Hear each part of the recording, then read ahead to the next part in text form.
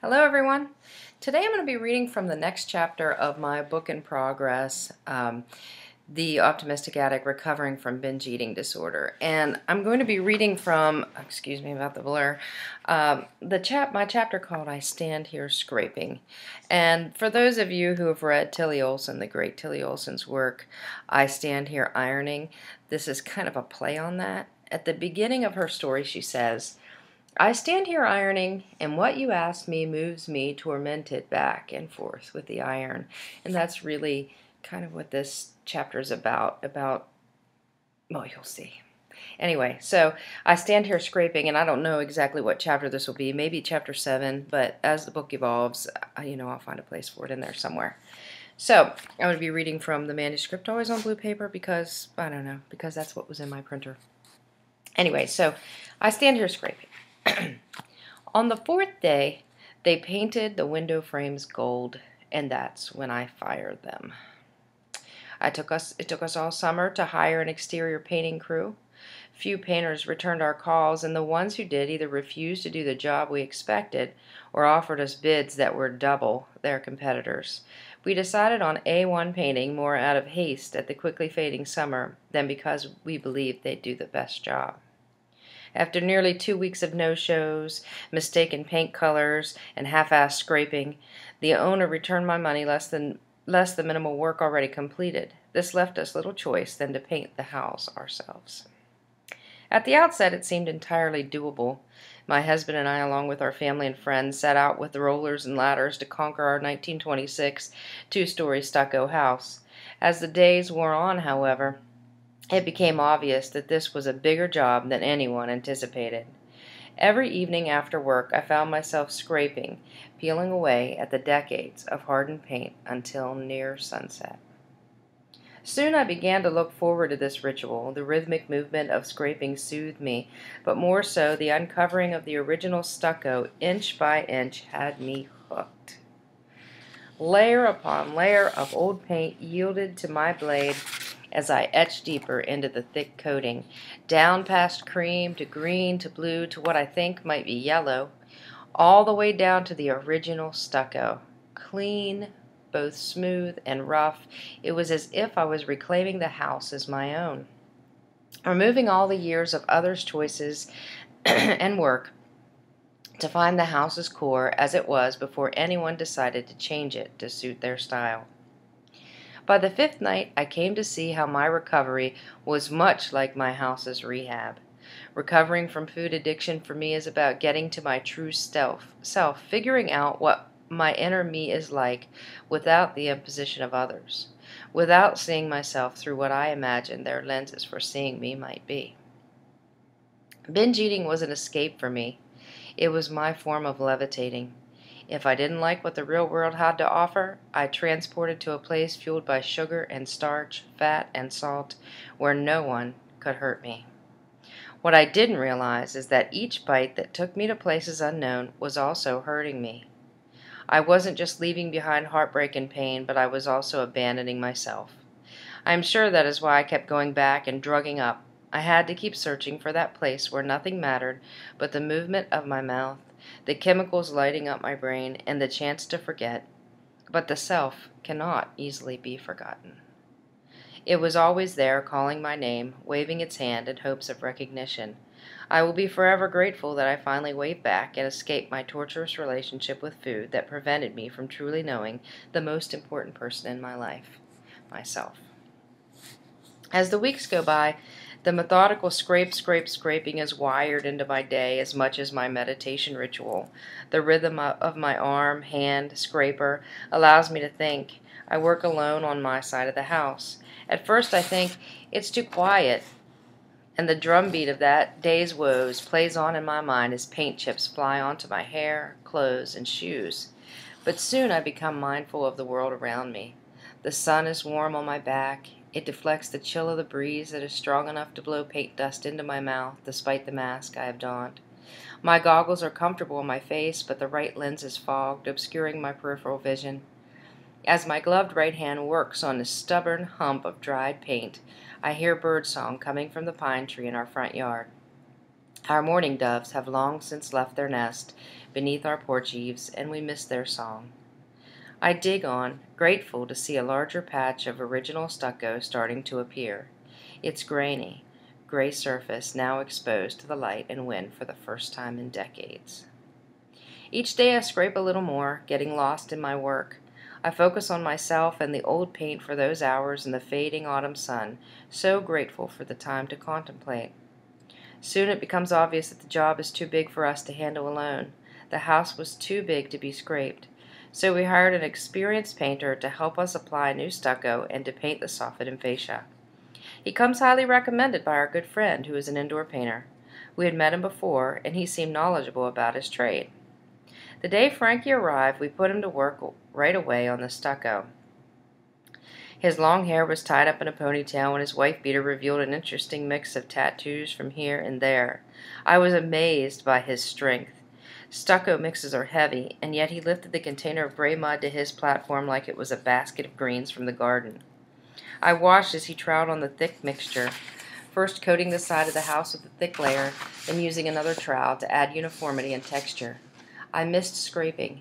I missed the hours working in the lingering sunlight, but I yielded to my husband and Frankie. After all, the house needed painting, and the time remaining to do so before winter made it impossible to keep going was growing shorter and shorter. After a week of hard work, Frankie had managed to cover half of one side of our house in stucco. It looked good, smooth and cool, light gray amidst the sage grass. Frankie's labors made it possible for Jim and me to concentrate on prepping the window frames for painting. One Saturday morning, as the three of us labored on, Jim accidentally hit the stucco with his scraper handle, and a chunk of the cement fell off. We looked at each other with a dawning sickness. I held my breath as he pushed the blade into the newly formed opening, and nearly wept as a sheet of gray stucco as big as my hand flaked off and fell to the ground, shattering into dozens of crusty pieces and sending a gray cloud of dust onto his feet. Within seconds, we had both peeled off an entire wall of cement laid just before by Frankie. Jim threw a scraper down into the grimy heap and began pacing in a stalk I had seen many times over the years. He was furious. I wondered what he would say to Frankie, who, having seen what happened to his work, kept muttering, "Oh, shit, oh, shit." Jim finally spoke, shouted, "How can this be possible? How can we hire someone who is a self-proclaimed expert in stucco work and have this happen?" He punctuated his question with stabs into the crumbling stucco. "Have this happen, stab, scrape, crash, and this." Another dust cloud rose around his feet and slabs of stucco fell to the ground. Frankie didn't answer. He simply shook his head. After a few minutes, he began picking up his gear, and I gave him a tense ride home. As I said goodbye, he said, "Sorry about that," and shut my car door. I got back home to find Jim beginning the long, sad job of removing the non-sticking stucco off the surface of the house. We worked together, knocking off enormous sheets of the thick gray rock, watching it crumble on the ground at our feet, counting the money and time lost as we went. We raked and then bagged it all in construction bags to be hauled off to the dump. 4 hours later, we were back where we started. Almost. The side of the house was once again its dull, scraped yellow, but we had learned that the solution needs more bonding agent if it is to adhere properly. Thankfully, we found out before the entire house had been done with the failed stucco solution. Thankfully, we didn't paint it before we found out it would simply fall off if tapped. Thankfully, the mistake was not made in vain. My second relapse began and ended in the same way as the house did. I thought I was an expert in my addiction, much like Frankie thought he was a stucco expert, even though his only experience was mudding concrete. I believed I could handle it. I knew which boundaries could be pushed, right? Before I knew it, I was relapsing, first in my head, then in my habits, and finally in my eating. Every Labor Day weekend for years, my husband and I, and later our son, have attended a local festival commemorating the Battle of Fort Henry, a local Revolutionary War area fort that was used strategically. In addition to the siege, the festival features a period-era settlement complete with white and Native American actors in full costumes demonstrating activities from daily life in the 1700s, like cooking, spinning wool, blacksmithing, and so on. Of course, period vendors have plenty to sell, including foods. I had eaten before we went, knowing that the chance of finding safe foods at the festival would be incredibly unlikely. But hours later, we were all hungry. As my husband and son quelled their hunger with hot dogs and chips, I wandered into a tent and found roasted corn, which the vendor of the makeshift general store informed me was a staple of the Revolutionary War era diet, especially among Native Americans. Since I eat corn regularly, I assumed it would be fine. I took my little bag of kernels back to the table to share with my family. I knew immediately as I crunched the first kernel that this snack was dangerous. I should have given them away. Instead, I ate and I ate and I ate. The crunch, the oil, the salt, the sugar, starch in the corn. I kept eating and eating, going back twice for more, whipping my slick, salty hands on my pants, ignoring my son's request for a piggyback ride, a game of chase, a walk through on the white muslin tents. Eventually, the paper bag was empty, but for a few specks of salts. I wadded it up and threw it in the trash. Before it even left, the guilt set in, a little admonishment at first, then a wave of crushing self-disappointment. Why did I take a chance like that? Why did I think I could handle any food that made my brain flare red hot from the first bite? I am better than this. Have I learned nothing in the past year and a half? In the midst of the self-beratement, my son, in a way that only he can, snapped me out of my guilt-laden trance. Mama, can we take our picture by the big bell? I picked him up and hugged him. Sure, let's do it. I look at this photo now, my son and I kneeling by the old camp dinner bell, smiles gleaming, giggling at my husband, who was no doubt being goofy behind the camera.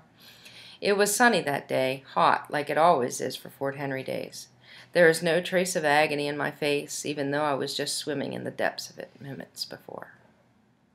The roasted corn is only one hyperpalatable food I've tried that established a hold on me with varying durations. Medjool dates, sugar-free hazelnut syrup, popcorn with olive oil and salt are just some of the foods that made me want to get higher and higher and higher on food, just like the old days. Like my lapses and relapses, we made many different attempts at stuccoing our house. Some failed miserably. But eventually, my husband found a mixture and application method that worked.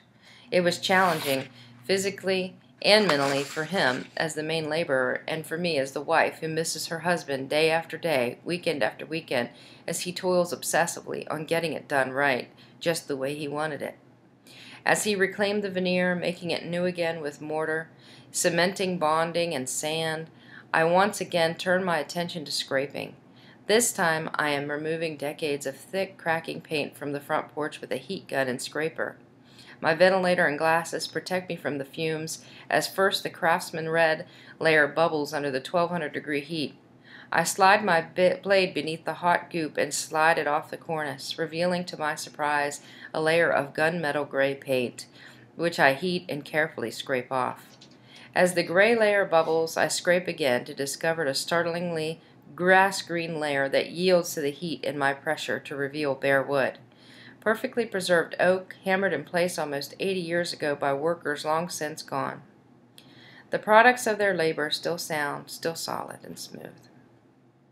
My heart leaps a bit when I reach that original layer as I move my way around our large front porch, knowing that it is possible to strip away years of other people's choices, other people's ideas, and it has been that way for me in recovery as well.